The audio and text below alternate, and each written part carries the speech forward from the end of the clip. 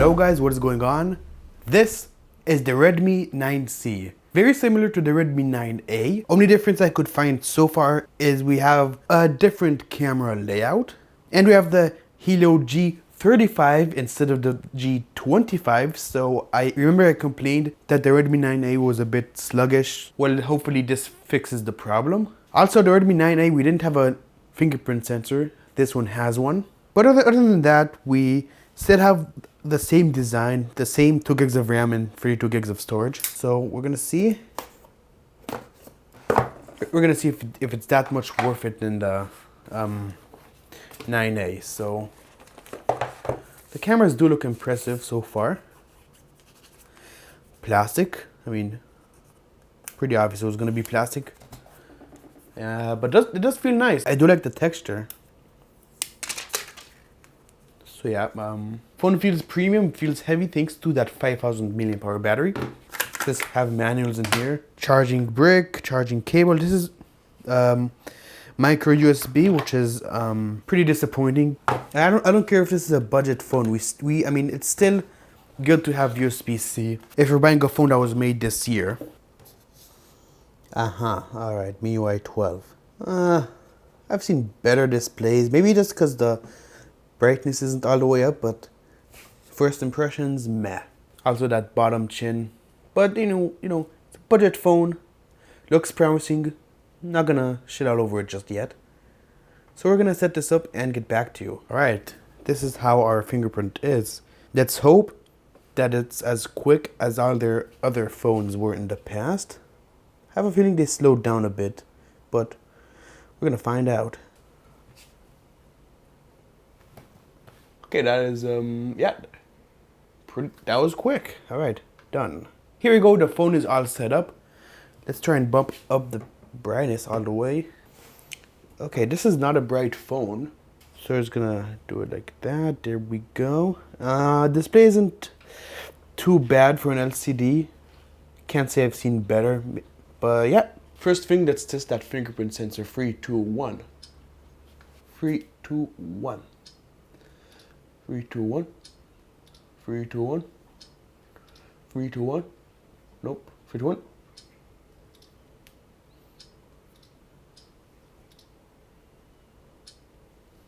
Okay. It's fast, reliable. Can't say it's as fast as the Redmi Note 5 that I used to have, but this is also a really fast fingerprint sensor. No one's really gonna complain about it. Okay, paster just crashed for some reason. Let's try that again. It always happens when you just set up the phone. In terms of speed, first impressions, really, it's not torture to use, but also not the fastest. And don't go in the comments, oh, what do you expect for this kind of price range? I have tested phones that are even cheaper than this that are faster, so don't go in the comments saying some sort of, for the most part, the phone, you know, it's not that slow, pretty usable. Oh no. Okay. Alright, it's like, it's lagging, but at the same time, it's not. Wait, let's start turning off ads.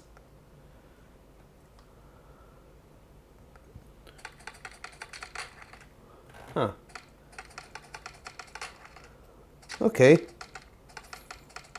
I don't know if you can see that, but there is a stutter.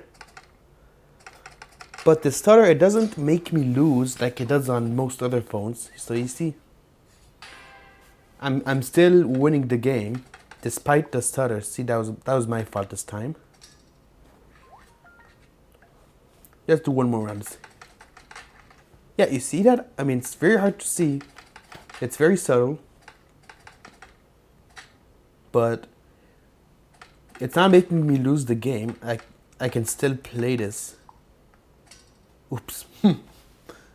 I'd say for night fit, it's great. It's not the smoothest I've seen, but I mean, it's perfectly fine. I give consent for my personal data to be collected. Think that, yeah, I agree to that, definitely. Not scary at all. Alright. So the game is playable. So there's a tiny bit of stutter, which is interesting actually. So, but there's no like actual lag. What I can tell is that the game's not running at 60 FPS. It's like around 30, 35.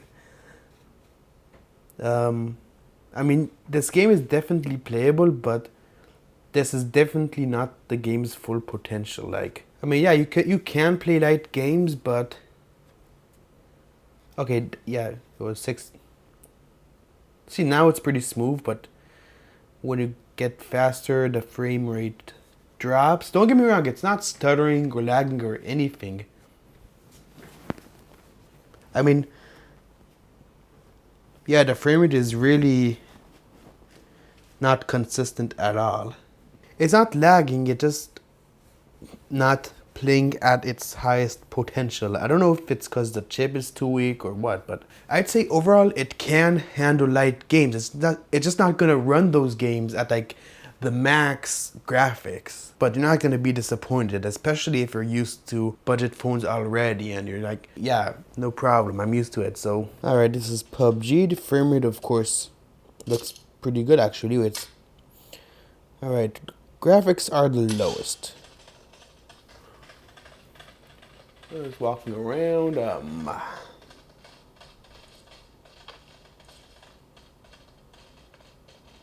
No stutter, no nothing. Phone is surprisingly cool. It took forever to load PUBG because the first time when it loads the first time, it always takes the longest. So,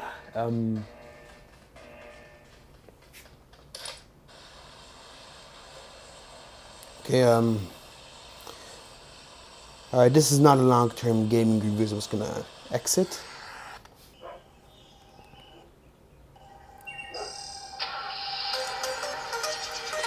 Okay, that was pretty slow.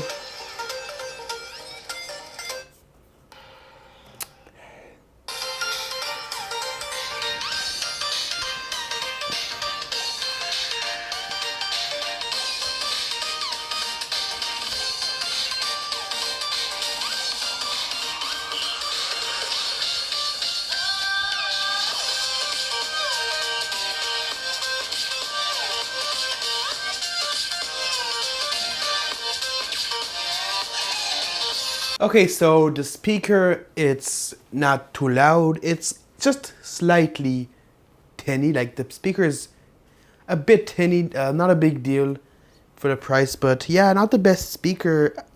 The speaker is average, maybe slightly below average. It's not a bad speaker, not a good speaker. Just it's a speaker. Now, not gonna be blown away at all. But you do have a headphone jack, which is good, and the speaker is good for basic video watching at least. Nothing crazy. I doubt you're gonna be able to use it in a loud environment, but yeah, that speaker, I guess. All right, let's try the camera. Okay, we're gonna do HDR.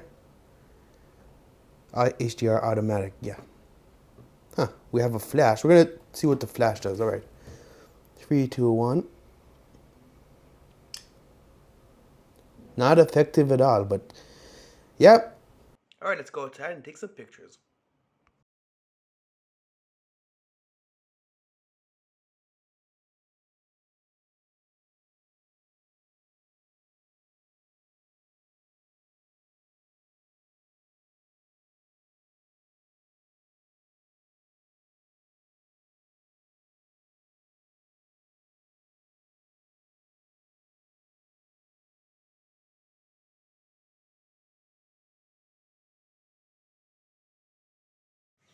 We're facing video on the Redmi 9C, full HD 30 frames per second. That's the max we can go. And all right. Oh, we have a zoom option. Okay. Let's try zooming all the way. Not bad. Okay, zoom back out. All right. So I saw that this phone has 3 cameras, but I see no wide angle options. So, or and no macro options. So I don't know what the third camera is for. Um, but on the topic of video, it does look pretty good, not bad at all.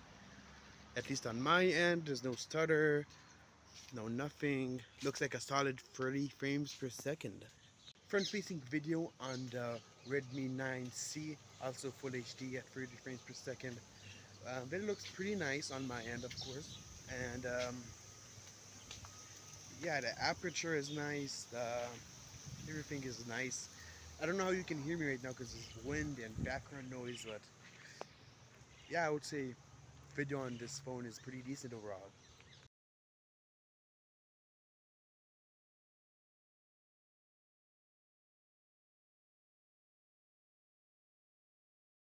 Alright guys, that is pretty much it. So should you get this phone, then yeah, I mean for $110, there's not much better options out there. If you just want a reliable phone that's gonna work, you know, light tasks and a few games here and there, it's gonna work perfectly fine. But it's definitely better than the Redmi 9A because we have a slightly better chip, better cameras, I mean better specs at least, and a fingerprint sensor, which is absolutely a crucial thing to have in 2020.